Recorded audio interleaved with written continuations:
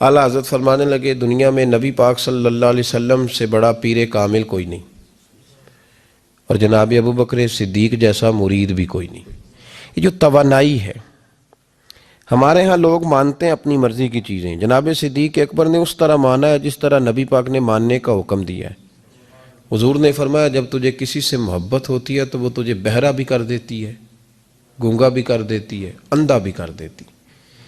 نہ انسان محبوب کا نقص دیکھ سکتا ہے، نہ سن سکتا ہے، اور نہ کبھی اس کی زبان سے وہ جملہ ادا ہو سکتا ہے۔ جس کو محبت ہو، جس نے بات سن لی وہ بھی محبت میں کچا ہے، جس نے بیان کر لی وہ تو فیل ہے نا، بالکل ہی وہ تو ناکام ہو گیا، اور جس نے دیکھ لی اوہو ایسا نہیں کرنا چاہیے تھا، اس نے بھی ابھی پیار نہیں کیا۔ یہ وہ الفاظ ہیں حدیث کے جو خود رسول پاک نے بیان فرمائے۔ نبی پاک صلی اللہ علیہ وسلم نے فرمایا محبت آدمی کو اندھا بھی کر دیتی ہے، بہرا بھی کر دیتی ہے، گونگا بھی کر دیتی ہے۔ جب محبت ہوتی ہے تو پھر انسان کو کوئی ایسی چیز نظر، ابو جہل نے محبوب پاک علیہ السلام سے کہا معاذ اللہ مجھے تو آپ کی طرح کا شخص کوئی نظر ہی نہیں آتا، یعنی اس نے کمزور لفظوں میں کہا۔ حضرت صدیق اکبر حضور کے سامنے کھڑے ہوئے تو کہنے لگے محبوب تیرے جیسا حسین نظر کوئی نہیں آتا۔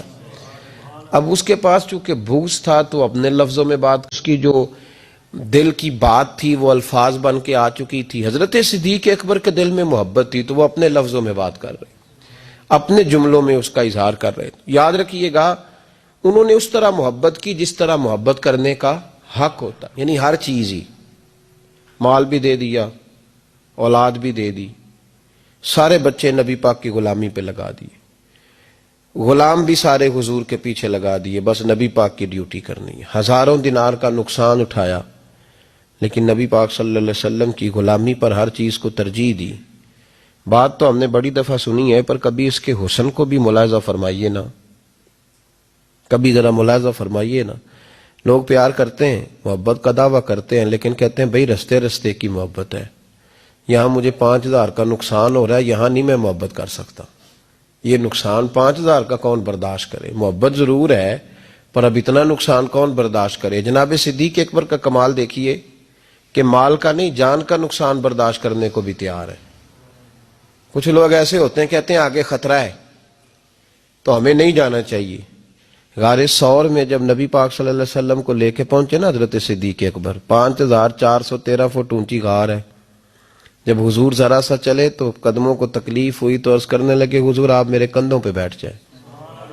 پباں پار قدم نہیں لاؤندا تے سوندا تے سور پہاڑ تے چڑھیا جاندا، او پیا جاندا دے یار نبی دا، اے اصلی دلدار نبی دا۔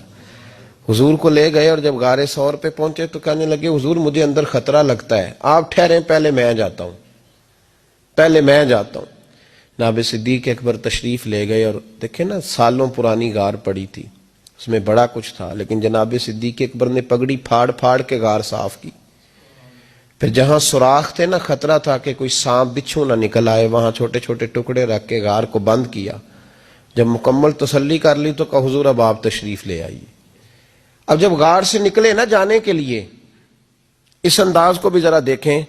لوگ آج خشک دین کے بڑے قائل ہیں، کہتے ہیں بس ٹھیک ہے نماز پڑھنی چاہیے، روزہ رکھنا چاہیے، اتنی لمبی باتیں، آپ معرفت کی بات کرتے ہیں، آپ محبت کی بات کرتے ہیں، آپ وارفتگی کی بات کرتے ہیں۔ کچھ لوگوں کو تو لفظ عشق ہی بڑا برا لگتا ہے، وہ اس جملے تک جانا ہی پسند نہیں کرتے۔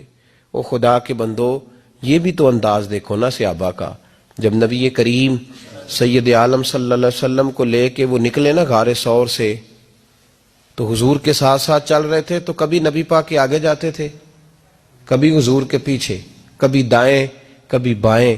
تو محبوب کو پتہ ہے، پھر بھی پوچھا ابو بکر یہ کیا کر رہے ہو؟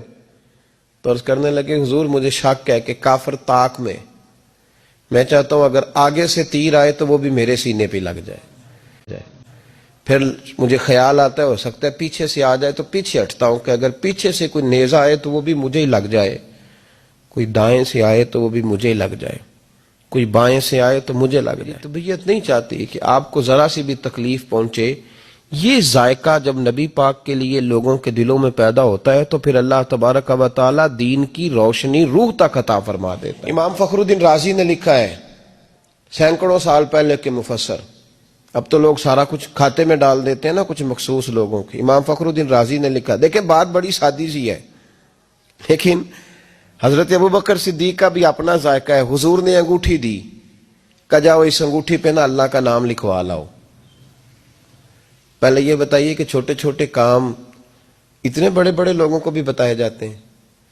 یہاں تو پانی پلانے کے لیے اور بندہ ہوتا ہے, اور جو تھوڑا سیانا ہوتا ہے وہ کہتا ہے یہ میری ڈیوٹی تو نہیں نا, میں تو صاحب ہوں, مجھے تو خود میں آیا ہوں مجھے پانی پلایا جائے, آپ یہ کیا کہہ رہے ہیں میں پانی پلاؤں.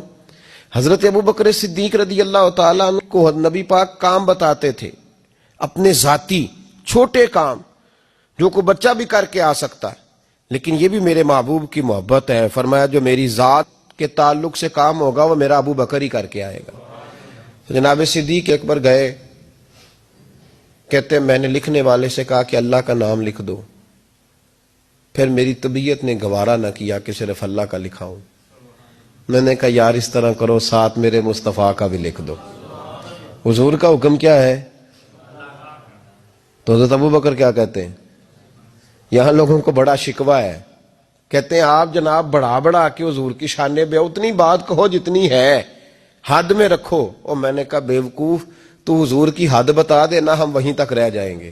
بالغل الا بے کمال ہی کشف الدجا بے جمال حسنت جمیع خصال صلو علیہ وآلہ.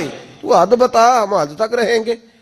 نبی پاک صلی اللہ علیہ وسلم نے کہا میرا نام لکھو, اللہ کا نام لکھواؤ. جناب صدیق اکبر نے ساتھ حضور کا بھی لکھوا لیا. واپس لائے نا, حضور کو انگوٹھی دی تو اس پہ لکھا تھا اللہ, محمد اور ابو بکر. تو حضور نے فرمایا ابو بکر یہ تو نے کیا کیا ہے؟ میں نے کہا تھا اللہ کا لکھوا لا, تو میرا بھی لکھوا لایا اپنا بھی.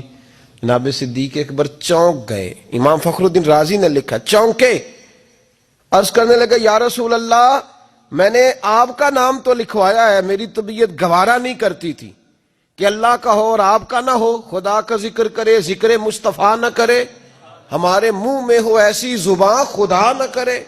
کہا حضور اللہ کا نام تو آپ نے کہا تھا اور میں نے ساتھ گوارا نہیں کیا کہ آپ کا نہ ہو, تو میں نے لکھوا لیا ہے, باقی اپنا میں نے نہیں لکھوایا. حضور واللہ میں نے نہیں لکھوایا. محبوب ابھی بات سو نہیں رہے تھے کہ جبریل امین حاضر ہو گئے.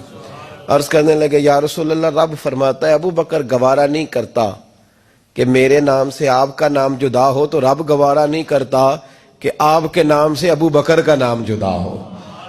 لہذا ابو بکر نے آپ کا لکھوایا ہے اور ابو بکر کا رب کریم نے لکھوا دیا ہے. تو بھائی محبت جب یہ روپ اختیار کرتی ہے تو اعلیٰ حضرت پھر بول اٹھتے ہیں, فرماتے ہیں اگر مصطفیٰ جیسا پیر کوئی نہیں تو پھر ابو بکر جیسا مرید بھی کوئی نہیں. حضرت ابو بکر صدیق سے کسی نے پوچھا آپ کی پسند کیا ہے؟ کہنے لگے ایک میری پسند یہ ہے کہ میری بیٹی مصطفیٰ کے گھر میں جائے اور حضور کی نوکری کرتی رہے. اور یا ابو بکر دوسری, فرمایا دوسری پسند یہ ہے کہ رب مجھے مال دیتا رہے اور میں محبوب کے قدموں پہ قربان کرتا رہوں. تو تیسری, فرمایا تیسری پسند یہ ہے کہ النظر الی وجہ رسول اللہ, حضور بیٹھے رہیں اور میں حضور کے چہرے کا دیدار کرتا رہوں, یہ میری پسند. انہوں نے اپنی زندگی ڈھال لی تھی نبی پاک کی غلامی میں, ڈھال لیا تھا اپنے آپ. اس لیے مطمع نظر ہی ایک تھا, زاویہ نگاہ ہی ایک تھا, سوچ ایک کی طرف رہتی تھی, دائیں بائیں جاتی نہیں.